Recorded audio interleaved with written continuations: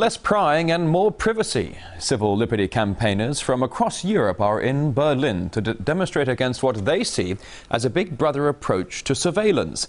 They say they can't trust the government and businesses which monitor their lives, complaining of a lack of transparency in the way information is used.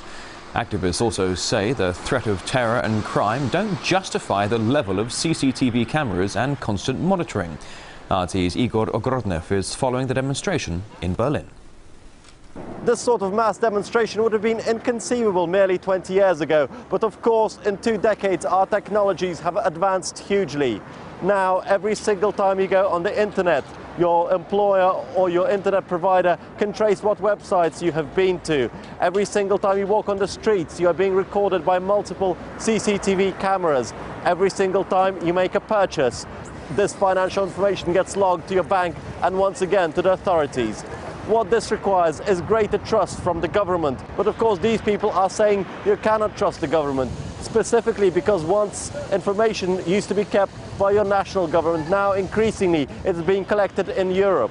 In 2009, something called the Stockholm Programme was implemented. Make no mistake about it, this is a major change in the way that data is being collected about every citizen in the European Union. Instead of just being kept at the national level, it's now all going to be gathered at these huge European-wide databases. What these protesters want to know is why.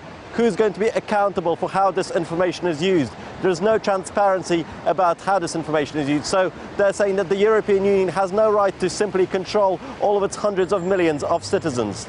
Of course, there have been several problematic cases in Germany itself, a particularly egregious case of an employer spying on its own employees, including their extremely private details, such as when they're likely to get pregnant and go on pregnancy leave and so on, which was considered totally inappropriate, particularly considering the history of Germany, the fact that its eastern part was part of an authoritarian regime with its own secret police that was notorious worldwide.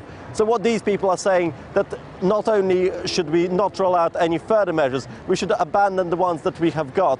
We should stop having nationwide and European-wide databases on where everybody goes to school, where everybody travels, where everybody is employed. They're asking for all of this information to be rolled back, to be given back to the owners, for the privacy to be restored. Our position is to say that security and freedom walk hand in hand. They don't oppose to each other. If we want to live in a democracy, we need to risk a little.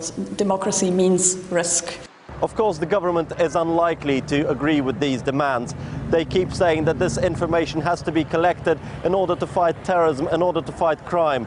And as always, they say that if you have done nothing wrong, you have nothing to fear from the government.